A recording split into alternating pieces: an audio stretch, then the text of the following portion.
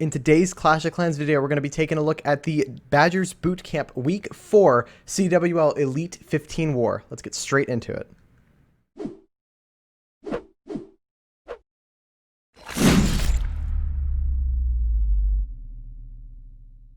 What is everyone? How's everyone doing? And welcome back to another Clash of Clans video. And today, we've got a good one in store for you guys. We've got a Week 4 War, Badgers Bootcamp versus...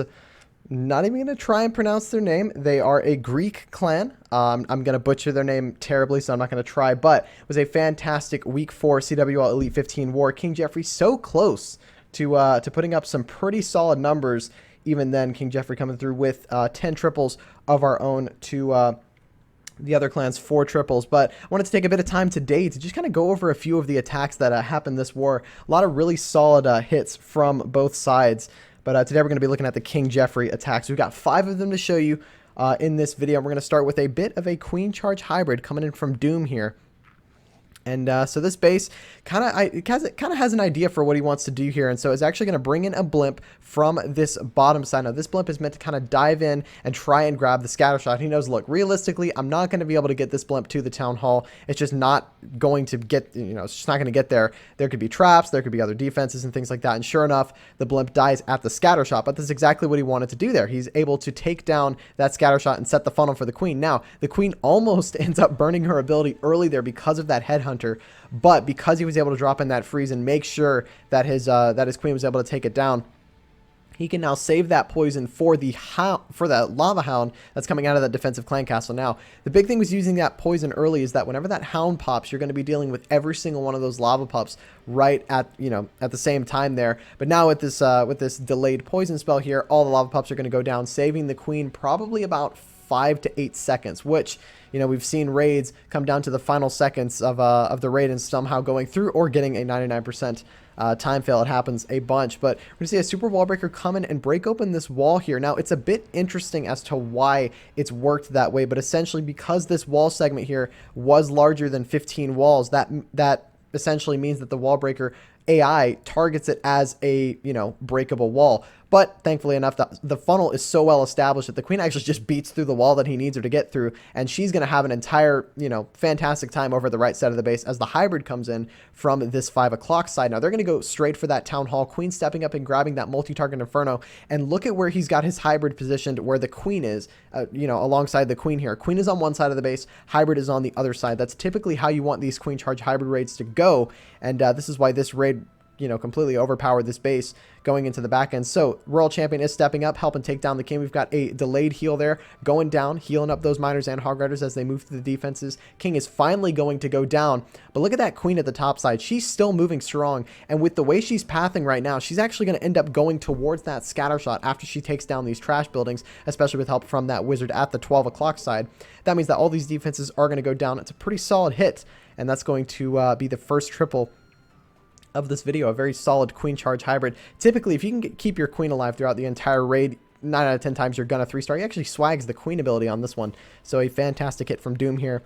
And let's jump straight over to our second hit here. We got a bit of an interesting one to kind of shake up the meta a little bit. A lot of people have been talking about this strategy, and sure enough, our King Jeffrey's very own leader came through and got the triple with it in this week's war. Bit of zap witch action. So typically the way this attack strategy works is you're going to be zapping either both of the scatters or both of the scatters and inferno towers, etc. Mendix has opted in to zap both of the scatter shots as well as that expo as well, and basically just take down both sides of the base here, and getting really a lot of value from these spells, despite you're pretty much using all of your spells just to take down these buildings. But now, because all of those buildings have been taken down, he can now just absolutely spam these super giants and witches from this backside here. All the witches going down, all the giants going down, and just like that, every single troop is on the board. And sure enough, this was a pretty quick triple as well. We've got about 1 minute and 30 seconds left remaining in the raid, which means that these troops are going to run through this base within that time frame, which is crazy. I've seen this attack strategy work really well on a lot of bases, especially at Town Hall 12 and 11. It's been pretty solid stuff. So burning the warden ability there, keeping things moving. A couple of witches or a couple of super giants dying to those spring traps there. Definitely a bit of an issue, but look at that wall wrecker go. There's pretty much nothing to stop it from getting towards that town hall other than those X-bows, which are being tanked by the skeletons that are just in a massive amount right now because of the witches. There's so many left alive, and notice the witches on the left and right side there. They're still along the flanks, and now we've got the queen in the middle with all of those witches and the yetis out of the wall wrecker. World champion stepping up behind to help deal with some defenses, and sure enough, they're going to be able to get through this one with absolutely no worries here. So I've seen a lot of people criticize this attack strategy, essentially saying it's kind of a spray and pray type thing. Not really if you know what defenses you're taking down with your zap spells. In this case, Mendicus was able to take down a ton of the splash damage, that being both of the scatter shots at the beginning of the raid. Not only that, but he was also going straight into that multi-target inferno, which means that it was taken out of the picture right at the beginning. So these witches are able to just kind of clump together, keep spawning those skeletons, and the point defenses just aren't able to keep up with how many skeletons are on the board. And sure enough, this one's going to go through for a 3. And look at how many skeletons there are alive. There are a lot of Larrys left alive there. And that's going to be the triple for Mendicus. His first war on the lineup, and he got himself a triple. So good job to him. Now, we're going to jump over to a raid by yours truly. A bit of a queen charge Lalo. Been using this a lot more recently in these CWL Elite Wars, and it's been working out really well for me. But a big reason I want to show this this raid off is because the queen charge was kind of insane. So I started here by dropping a single loon to try and take down the Tesla. This base had been hit before, so I knew there was a Tesla there. Takes down the Tesla. I drop a zap and a quake on that Inferno Tower and take it down, which means that now I can get my queen in from this 8 o'clock side, and she can kind of just walk to the right. And my main goal for this queen is to step up for that town hall. Now, there is a bit of a channel where that Archer Queen pad is, and I was talking with a few of the KJ members before I went in. I was like, no, she's not going to walk in there. Surely she's going to get lured out and she's going to go for the town hall. You know, of course, because my planning skills are OP, she did end up going in the inside of the channel there, and so I had to adapt a bit on the fly, but it ended up working out for me here. That baby dragon at the south side really doing a nice job funneling, dropping that early rage to speed the queen up alongside, knowing, hey, she's going to engage the enemy queen any second now, so I might as well just rage her up and get her moving. She's not really in any huge danger, but now as she gets into that channel there, she's going to step forward and take down this X-bow and air sweeper, but then after she does that, she's actually going to swing back around over towards the town hall.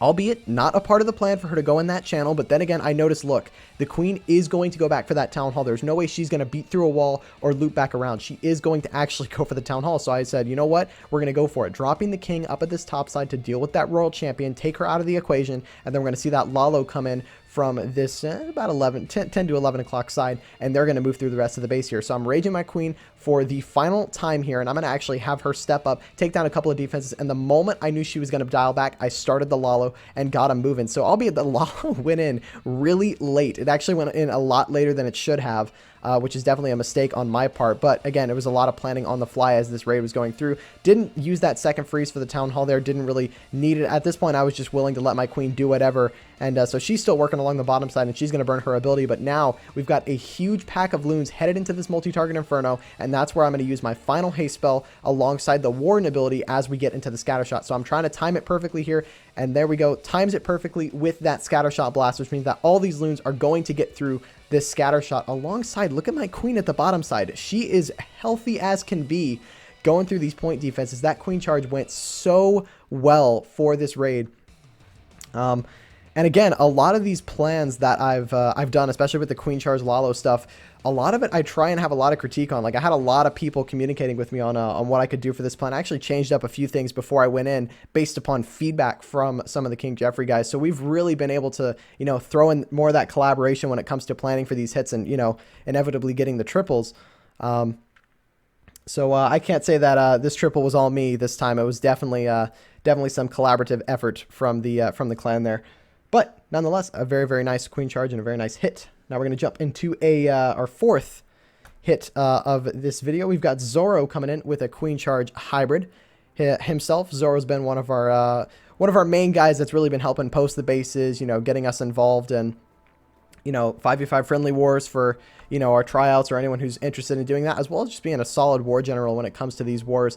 Typically, sometimes our wars will start pretty late at night in U.S. time, and that's a pretty solid time for those of us who live on the eastern side of the world to kind of go through, look at the bases, do a couple of first hits, and then as soon as the Americans start waking up, they can also get in and do their hits. So we kind of have a little bit of a system based upon our time zones that's really cool. And so Zoro's one of the guys that steps forward and throws out some of the early plans at the beginning of war. So he's coming through with a bit of a queen charge hybrid here. Going to actually queen charge into the Eagle and this single target Inferno Tower, which is a very solid pathing here by Zoro. That's going to force the queen straight into this channel here. And notice that she's kind of taken out that chunk of the base now, which is going to set up his hybrid nicely to go in a bit later. He's going to actually freeze that enemy queen, knowing that it's a bit too much damage for his queen to deal with without having to burn the ability. So now this queen's going to dive forward. She can step up and take down that warden pad, which is going to be huge alongside the clan castle. So we're going to have to drop that poison a bit early here because the hound has actually stepped forward with the headhunters. Here comes the king and the siege barracks from this right side here. Now the king and the P.E.K.K.A. end up going up a little bit here, which is not exactly what he wanted,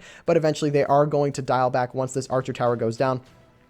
Or sorry, there's a gap in the wall. They're just going to walk through the gap in the wall and keep moving. And notice that queen. Again, we've talked about this a lot with these queen charge hybrid raids. If you can have your queen on one side of the base and your hybrid on the other, and you can keep them alive running through, it'll go really well. And look at that wall break coming through with by Zoro there. Notices that both of the compartments have been cleared, so he's actually able to drop a super wall breaker to come through, cut open that wall, and allow the queen access to the second scatter shot and eventually to take it down. So his queen is going to end up dying here, but she's gotten so much value to the point where she can actually die out, and he's still going to be able to wipe the floor with this base as he moves through. Hound or the Hog Riders and the Miners tanking very nicely for the Royal Champion here. He's actually going to be able to save her ability for quite some time. Pops that king ability to get him moving and set the funnel for the hybrid for the hybrid to stay inside of the base and not peel to the outside. A couple of wizards coming in from this left side by 9 o'clock. They're going to do a bit of funneling over there, and everything's going to pile straight in towards this last single target Inferno Tower. And once that goes down, once you have this many troops left on the board, you know at this point it's going to be a triple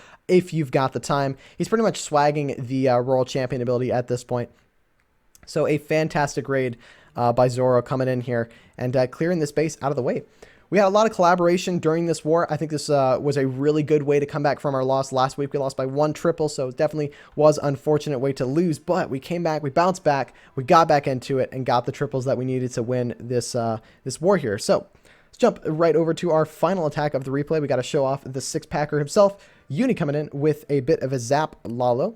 We're going to see how this one goes. I actually haven't seen this replay yet, but I've been told that it's pretty OP. So let's see what he decides to do. Going to start by zapping that inside clan castle and the expo there alongside the sweeper, just kind of clearing out that core and, you know, essentially cutting a solid path for the Lalo. Now, because he's taken down the core there and those core defenses, he's basically made the base into a bit of a donut shape. I've talked about this donut shape style a lot. Personally, I've heard it from players like Itsu, players like Lexnos, etc. They've talked about that donut style of if you can get a base into a bit of a donut shape and then basically just take a bite out of that donut, then your Lalo is going to have no problem moving through the rest of it.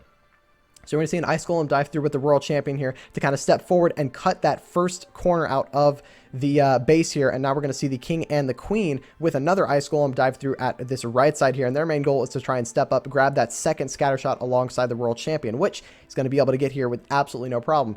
Royal Champion is going to burn her ability here, which is actually not the end of the world. That's going to get some pretty good damage in and actually take down some more defenses in the core. Sure enough, the second scatter shot is going to go down with ease. And notice how much of this base he's gotten with this Sui. Now, his Royal Champion will unfortunately not be able to take down that Eagle, but at the same time, he's gotten so much value with his kill squad that he's able to go in with this Lalo. Absolutely no worries here. He's got that blimp for the Town Hall. So we're going to see that blimp pop. We're going to see 5 sneaky goblins come out of there and an additional hound to join the main Lalo here. Now, a lot of people opt in to use these super goblins to kind of dive through and help with the Lalo because you get that extra tankage from the lava hound alongside you're only using 5 super goblins to take down the Town Hall, which means that it's pretty solid value. Now, the one counter to this is just throwing a bunch of small bombs in a Town Hall compartment, but judging by the way the blimp was coming in, he knew he wouldn't be dealing with any sort of bombs. His goblins would get to the Town Hall, no problems here. And look at how many loons he's got left as he goes into the back end. He actually leaves the Eagle as one of the last defenses to go down, which is pretty risky when it comes to any kind of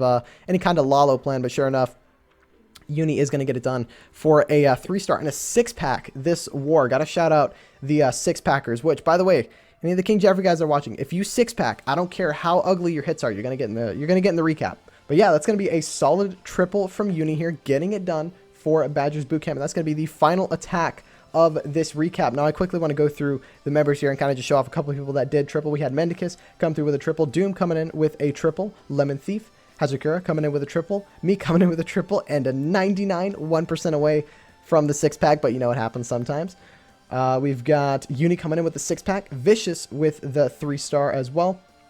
Very close raid from Ashish, I think that's how you say his name. Very close raid from Seepin here, 99% 2-star. Very unlucky. We had Raj with the 99% 2-star, and yeah, and then we had King C with the 3-star there. So realistically, we had a lot of hits, not far off the triple. The bases that we had left was a 99, a 97, we had an 85, an 89, and another 99. So we were really close to having 2 to 3 more triples there with just a little bit more time. But yeah, that's going to do it for this recap video. Thank you guys so much for watching. If you did enjoy, please feel free to drop a like on this video, as well as subscribe for some more awesome Clash of Clans content, as well as follow me over on Twitch and Trovo. We've been doing a lot of Clash of Clans streaming over the past couple of months, showing off some pro wars alongside maybe doing some casual farming here and there. It's been an absolute blast. So if you want to tune into that, please be sure to follow me over there. The links will all be in the description of this video. That's going to do it for me. Thank you guys so much for watching, and I'll see you guys later. See ya.